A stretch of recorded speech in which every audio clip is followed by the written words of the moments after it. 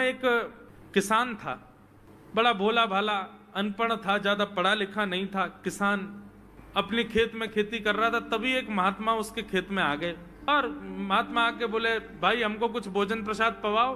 किसान बोला, अरे महात्मा आए भैया, इनको प्रणाम करो। किसान ने उनको प्रणाम किया, प्रणाम करके महाराज उनको भोजन प्रसाद पवाया। कहा, महात्मा जी आप आए हैं, मुझे कोई गुरु मंत्र दे जाओ। महात्मा जी ने सुंदर गुरु मंत्र दिया, द्वादशाक्षर मंत्र दिया। बोले ये तो बहुत कठिन है, इतना कठिन नहीं, सरल सा दो। अष्टाक्षर मंत्र दे दिया। बोले ये भी कठिन है, कोई और सरल दे दो। महात्मा बोले कुछ नहीं, तुम इतना कृष्ण चंद्र बोल दिया करो बस। कृष्ण चंद्र बोले, हाँ इसी का नाम, यही तुम्हारा गुरु मंत्र है। इतना भोला बेचारा याद करने लगा, उसको याद ही नहीं होवे कृष्ण चंद्र कृष्ण चंद्र कृष्ण चंद्र। अब भूल ना जाऊं इसके लिए बोलता रहता था 24 घंटे, कृष्ण चंद्र कृष्ण चंद्र कृष्ण चंद्र। अपने खेत में हल जोत रहा था, कृष्ण चंद्र बोल रहा था। इतने में उसकी पत्नी आ गई, अरे सुनो तुम्हारे लिए भोजन लाई हूं, जल्दी कर लो। बोले कृष्ण चंद्र कृष्ण चंद्र कृष्ण चंद्र। पत्नी पीछे लग गई, पीछे, भोजन तो कर लो, रोटी तो खा लो, ठंडी हो जाएगी। बोले अरे तू पीछे मत पड़, मैं भूल जाऊंगा, गुरुजी ने मंत्र दिया मुझको।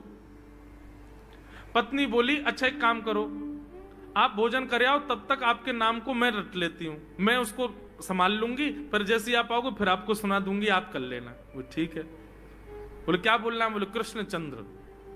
पत्नी बोली ठीक है। अब कृष्ण चंद्र बोलने लगी पत्नी, कभी कहीं जाए कभी कहीं जाए, कुछ करे। वो कृष्ण चंद्र बोलते बोलते घसीटे चंद्र हो गया।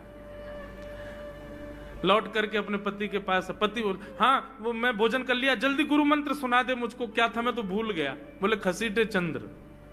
वो उसी से ही हल जोतने लगा, घसीटे चंद्र घसीटे चंद्र घसीटे चंद्र।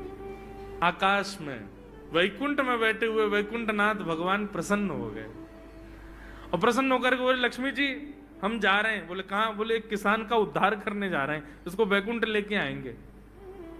लक्ष्मी जी बोली, आपका अशुद्ध नाम बोल रहा है वो, आपका अशुद्ध नाम उच्चारित कर रहा है वो, और आप कह रहे हो कि इसका कल्याण करूंगा मैं। ठाकुर जी बोले, देखो नाम भाव कुभाव अनख आलसहु, नाम जपत मंगल दिश। नाम कैसे भी जपे कोई दोष नहीं है, बस भाव मेरे प्रति होना चाहिए।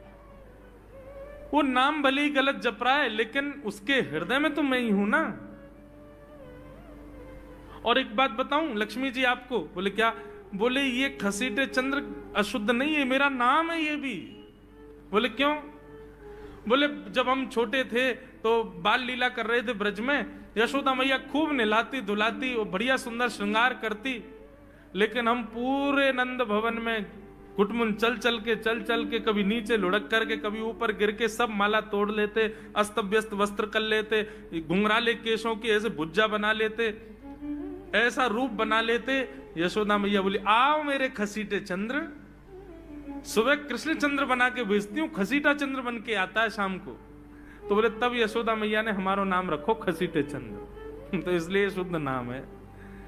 तो ठाकुर जी के बहुत सारे नाम हो गए, कनुआ, गोपाल, गोविंद, माधव, कन्हैया। यशोदा जी का प्रिय नाम है कन्हैया। मैया लाल जी को इसी नाम से पुकारती है।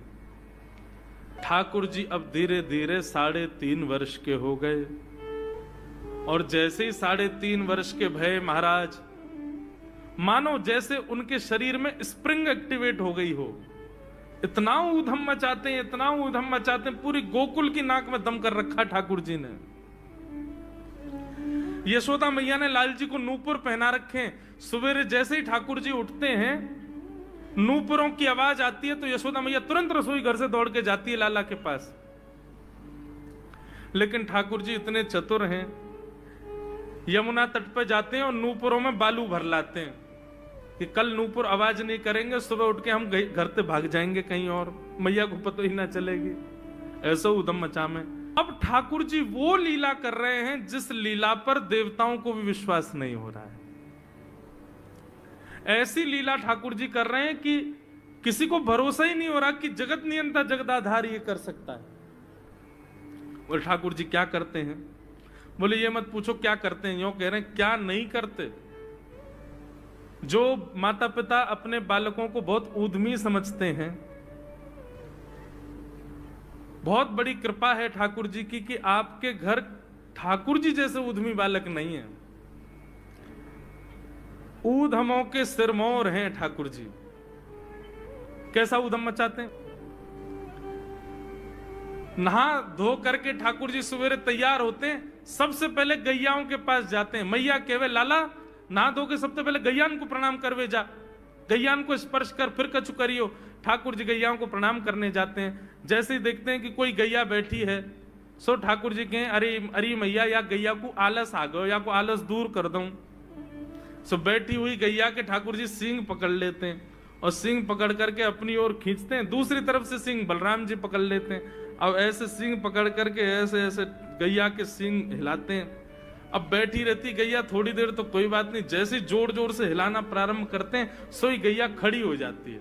और जैसे गैया खड़ी होती ठाकुर जी लटक जाते हैं सींगों से। अब ठाकुर जी को तो बढ़िया झूला बन गया, गैया की सींगन पर झूल रहे हैं। थोड़ी देर तो गैया इधर से उधर ठाकुर जी को झुलाती रहती है, लेकिन थोड़ी देर बाद जैसे ही ठाकुर जी की पकड़ कमजोर होती है, गैया को पता चल जाए कि अब लाला गिरवे वार होए। सो गैया भी इतनी चतुर कि वो गोबर में ही जाके खड़ी हो गए। ठाकुर जी के ने आगे को चल, मैं गोबर में है जाऊंगो। गैया के ना अब तो मैं यहीं खड़ी रहूंगी, तुम गोबर में ही गिरो। और सोई ठाकुर जी को हाथ छूट जा, मैया मैया बचाइयो, देख जे गैया मुंह को गोबर में फेंक रही है।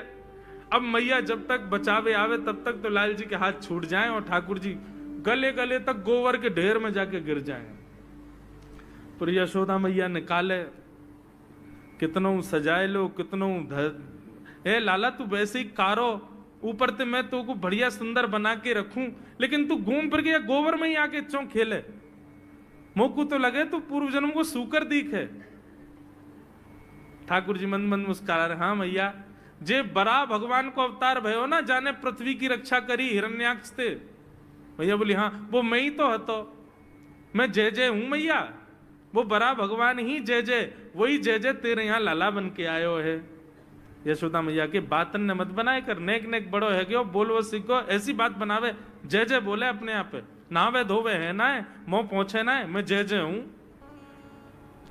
ऐसी मधुर लीला ठाकुर जी कर रहे हैं। आकाश में 33 कोटि देवता ये लीला देख करके अपने नेत्रों पर विश्वास नहीं कर रहे। ऐसे मधुर ठाकुर जी। एक दिन नंद भवन में गैया ब्याह गई। जैसे ही गैया ब्याई, ठाकुर जी जैसे ही गैया ब्याती है तो ठाकुर जी वहीं खड़े हो जाते हैं। और बंधुओं शास्त्रों में आज्ञा है कि गाय जब ब्याह रही हो, बछड़े को जन्म दे रही हो या बछिया को जन्म दे रही हो, उस समय गैया जो होती है वो दो मुखी हो जाती है। एक मुख तो सामने है, और जब जन्म देती है तो बछड़ा या बछिया उसका मुख जब बाहर आता है तो दो मुखी हो जाती है। ऐसी दो मुखी गैया की जब आप परिक्रमा करते हो तो पूरे ब्रह्मांड की परिक्रमा का फल प्राप्त होता है। तो ठाकुर जी का नियम है, नंद बाबा की उंगली पकड़ के खड़े रहे, जैसे ही गैया ब्यावे वारी हो तो वाकू सहलाते रहे, जैसे ही गैया ब्यावे वारी हो, जैसे ही बछड़ा बाहर आवे सोई ठाकुर जी वाकी परिक्रमा कर लें, परिक्रमा करके दंडवत प्रणाम करें, वाकू वाकी चरण रज को माथे से लगा में, और बछड़ा जन्म ले सो वाकू नवा में दुआ में, वाकू अपने गरे से लगा में। एक दिन ठाकुर जी जोर जोर से रोने लगे। बछड़ा जैसे ही जन्म लियो बछड़ा ने, ठाकुर जी रोने लगे। नंद बाबा शांत करा में नहीं माने, बलराम जी ने शांत करायो नहीं माने। यशोदा मैया बोले लाला का भयो, तू रो क्यों रोए? बोले मैया मेरे संग बहुत बुरा भयो। यशोदा मैया बोली कहा भयो? बोले गैया के बछड़ा ने जन्म लियो। मैया बोली तो वाह बछड़ा को मैंने मुंह खोल कर देखो, वाह के सबरे दांत निकले आए। मेरे जन्म को 3 साल है गए, अभी तक 4 ही दांत निकले मैया, वो टूट जाए, रो रहे हैं अपने दांतन को, मेरे दांत चौना निकल रहे सबरे। वाह बछड़ा के जन्म लेते सबरे दांत आ गए, मेरे दांत चौने ही आ रहे हैं। यशोदा मैया ऐसी मधुर बात सुनकर के झूठी झूठी कहती, मैया कहती लाला तू दूध ना पीवे ना, पूरे दिन मक्खन खावे, मक्खन चीकनो होवे, दांत निकले चिकनो है कि सुई पेट में चलो जाए, तो दूध पिए कर। चोटी पकड़ के रोते मैया मेरी चोटी चौना भर रही। बलराम की चोटी देखो कैसी नागिन जैसी चोटी है वाकई, और मेरी चोटी कैसी है मैया, नेक सी पतरी सी। मैया बोले लाला तू दूध ना पीवे, दूध ते चोटी बड़े। बलराम में देखिए ऐसा जग भर के दूध पीवे। सो ठाकुर जी दूध को पात्र हाथ में ले में, अपनी चोटी खोल ले में, और फिर चोटी पकड़ करके दूध पी में, और दूध पीते पीते नापते रहे कितनी बड़ी भई की ना भई अभी। ऐसी मधुर लीला ठाकुर जी करते हैं। ऐसी लीलाएं हैं ठाकुर जी की कि उन लीलाओं को सुनकर के जो ज्ञान के मार्ग को नहीं समझ पाते, जो वैराग्य के मार्ग को नहीं समझ पाते, जो ज्ञान और वैराग्य से ठाकुर जी को प्राप्त नहीं कर पाते, वो इन लीलाओं से ठाकुर जी के हो ही जाएंगे। ऐसी लीला है।